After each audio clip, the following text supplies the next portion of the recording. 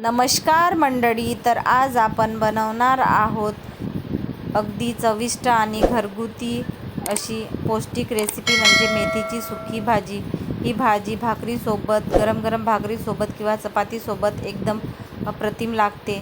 तर चला रेसिपीला सुरुवात करूया। त्यासाठी मी एक मोठी जुडी किंवा गड्डा मेथीचा घेतलेला आहे। तर बघू शकता इथे एक भाजी एकदम कोवडी आणि चांगली आहे। तर त्यानंतर आपल्याला कट करून मेथी आपल्याला निवडून घ्यायची आहे। तर त्यामध्ये आपण मेथीची कोवडी पाने आणि कोवडे देठसुद्धा घेणार आहोत। भरपूर लोक त्यातील देठ घेत नाहीत।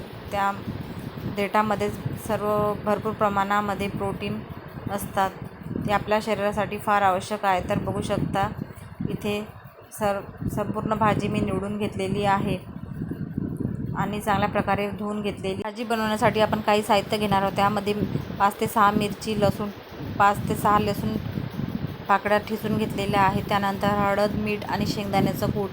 त्यानंतर एक कढई गरम करायला ठेवली आहे। त्यामध्ये 2 चमचे आपल्याला तेल घालून घ्यायचं आहे। तेल आपला चांगला गरम झाला की त्यामध्ये आपल्याला 1 टेबलस्पून जिरा चांगला तडतडला की त्यामध्ये आपल्याला लसूण, बारीक ठेचून घेतलेला लसूण चांगल्या प्रकारे परतून त्यानंतर आपल्याला लगेच मिरची घालून घ्यायची आहे। मिरचीसुद्धा तेलामध्ये चांगल्या प्रकारे आपल्याला परतून घ्यायचे। मिरची आणि लसूण आपल्याला तेलामध्ये चांगल्या प्रकारे शिजवून घ्यायचं आहे। त्यानंतर आपल्याला लगेचच त्यामध्ये मेथी घालून घ्यायची आहे आणि मेथीसुद्धा तेलामध्ये आपल्याला चांगल्या प्रकारे परतून घ्यायची आहे।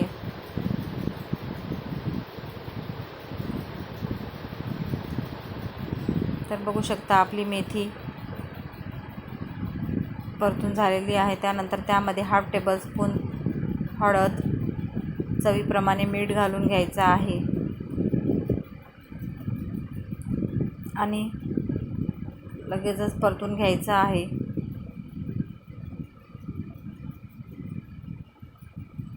तुम्हाला माझे व्हिडिओ आवडत असतील तर लाईक करा, कमेंट करा आणि चॅनलवर नवीन असाल तर सबस्क्राईब करायला विसरू नका। त्यानंतर आपल्याला मेथी आपली चांगल्या प्रकारे शिजलेली आहे। त्यानंतर 1 वाटीपैकी अर्धी वाटी मी शेंगदाण्याचं कूट त्यामध्ये घालून घेतलेला आहे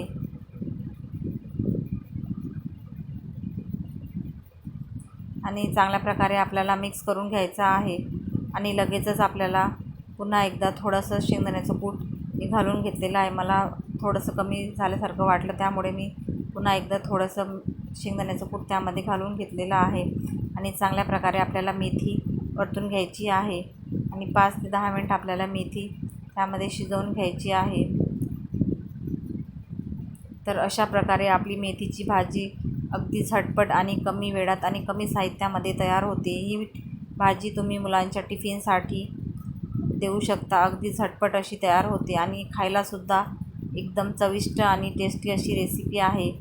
ही भाजी तुम्ही भाकरीसोबत, गरम गरम भाकरीसोबत किंवा चपातीसोबत तर अप्रतिम लागतेच। तर त्यानंतर आपण सर्व करून घेऊयात। तर तुम्हाला ही रेसिपी कशी वाटली हे मला नक्की कमेंट करून सांगा आणि अशाच माझ्या नवनवीन व्हिडिओ पाहण्यासाठी चॅनलला सबस्क्राईब करा। व्हिडिओ आवडल्यास लाईक करा, कमेंट करा आणि चॅनलवर नवीन असाल तर सबस्क्राईब करायला विसरू नका। तर चला पुन्हा भेटूया अशाच नवनवीन आणि मजेदार रेसिपीमध्ये। तोपर्यंत धन्यवाद।